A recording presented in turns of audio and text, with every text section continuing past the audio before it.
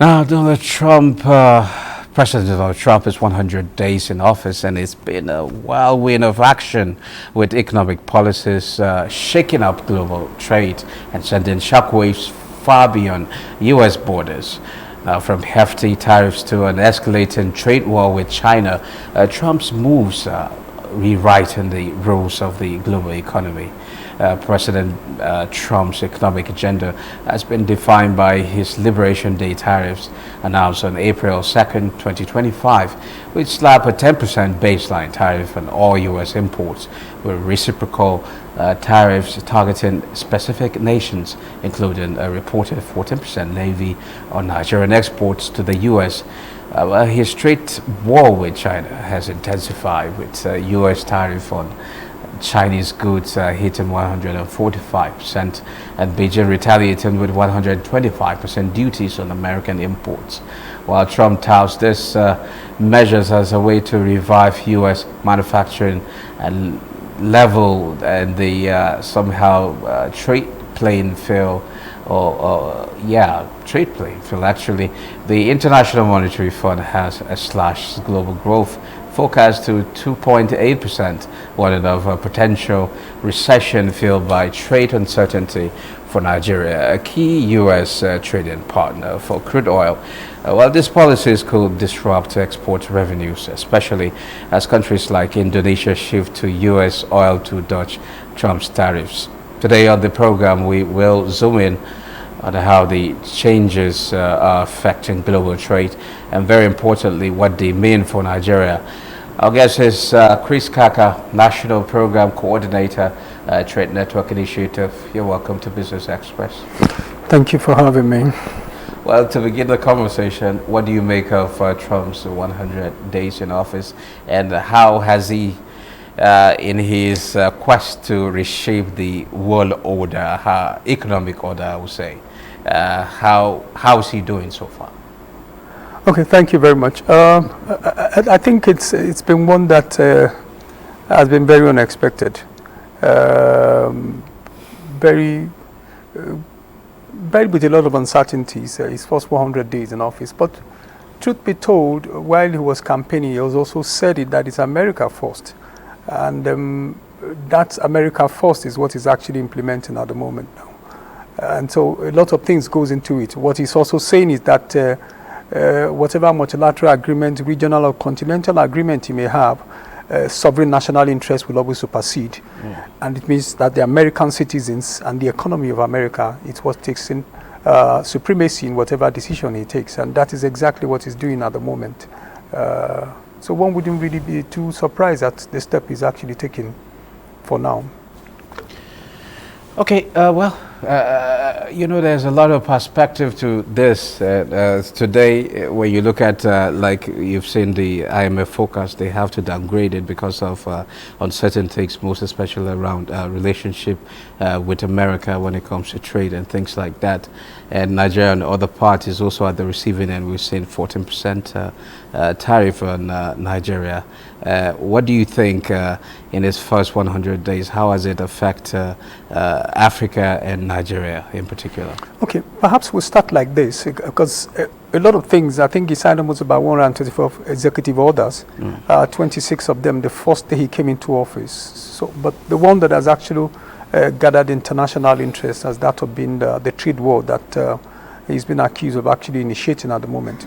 But it's important to clear certain things, to say that it might sound controversial to say that what America did and what Donald Trump did is actually not wrong, except that the processes to which he actually took in arriving at the decisions he made were actually wrong. This is the reason why.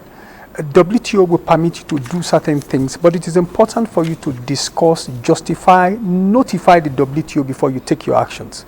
So in other words, his actions were not wrong. This is the reason why. If you check the statistics, as of February 2025, US had a trade deficit of 122.7 billion US dollars.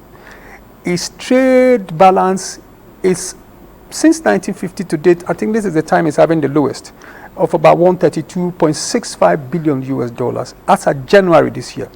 So as far as trading is concerned, US had a deficit, and it was important, like I said, to do something about it, because national interest will always take preeminence in it. And so he needed to actually take some of the steps he has actually taken.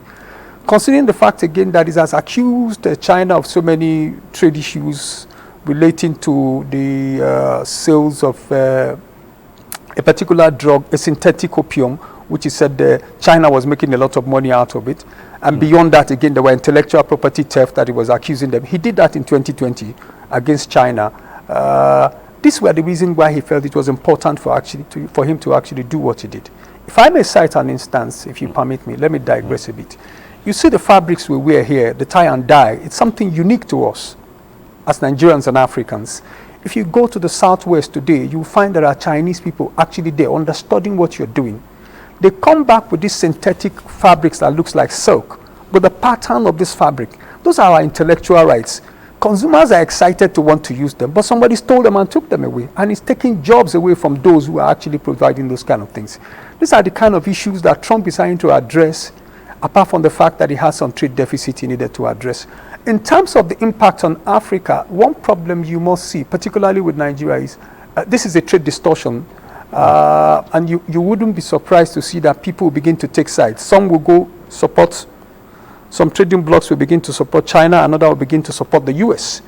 If you realize that China and the US, according to the WTO, holds about 3% of the global multilateral trade, and that any shift within that particular thing, according to the WTO DG, will actually means a drop in global GDP by 7%. And that's why you see that IMF is actually saying that the global prediction is actually reducing. So it's going to cause for countries that are trading with China and people who are also exporting in the international markets, that uncertainty, that distortions is affecting the stock market, obviously, because nobody wants to invest money where there is a lot of uncertainty. And so people are pulling out money out of America until he actually rescinded his decision for most of the country, Mexico, Canada, and the rest of them till the end of 2025.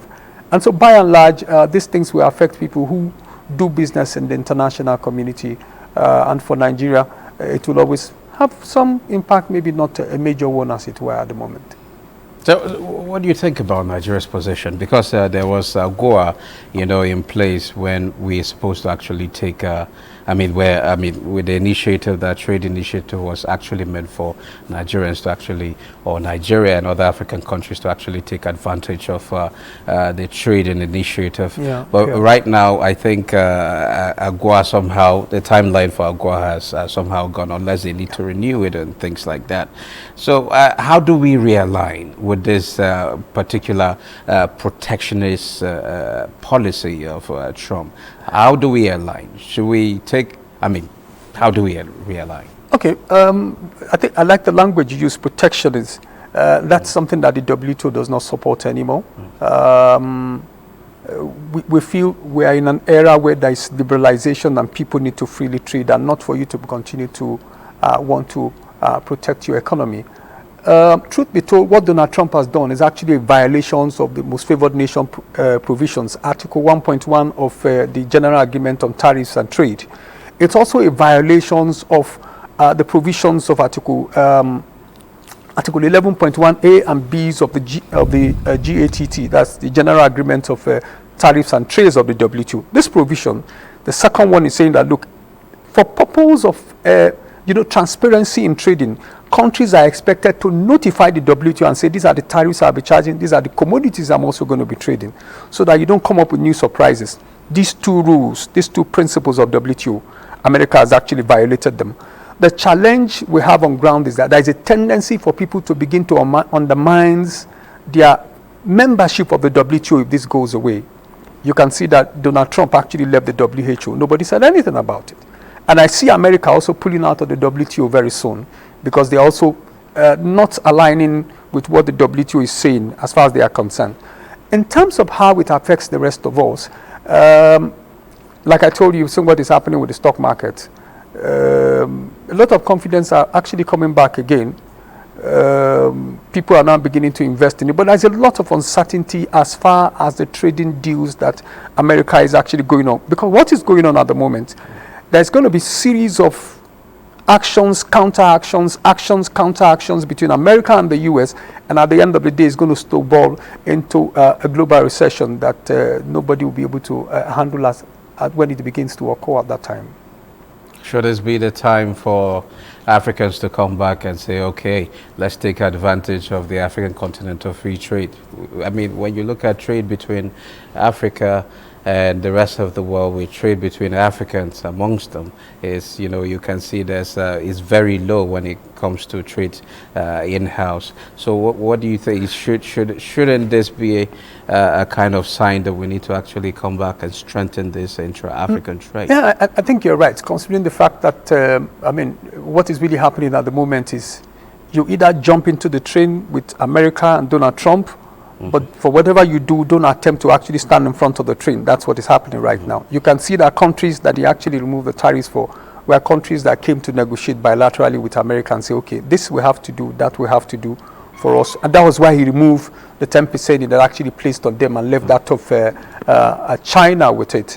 I think the African Continental Free Trade Agreement provides an opportunity for the African continent to actually trade amongst themselves. A research I did some time ago, which is also validated, that they have found that most of the regional blocks, as you see them, most of the continent, the European Union and the rest of them, actually are advanced and making progress than we are, because they trade more amongst themselves than they trade with any other member country. But we are actually taking the raw materials we have and our human capacity and going to develop other economies. So doing that is actually good in itself. But the question is this: what is the value of our currency within Africa itself? That you want to, if you trade amongst ourselves and compare with trading with some of these developed nations, particularly Americas and the likes of them, these are countries that have the currency that are the most stable one in the world. That's why anywhere you go, if you don't have their currency, they're asking you for the US dollar.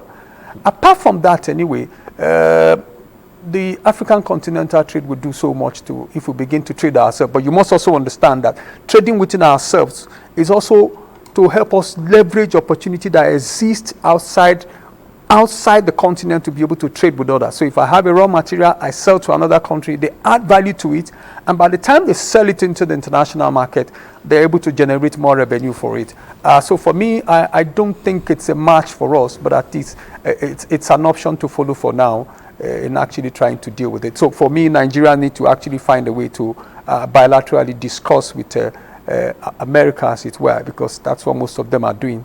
Because if Trump comes today and put a heavy tariff on us, okay, I don't think there is anything we can do, because we'll be seriously okay, before I let you go, well, Trump's global shutdown of U.S. aid, as you know, you must have taken note. They're cutting 83% of his programs, has pulled the plug on $1 billion in annual U.S. and in annual U.S. aid to Nigeria, and that filled everything from agricultural development to polio eradication, and with programs like the 250 million feet and future initiative.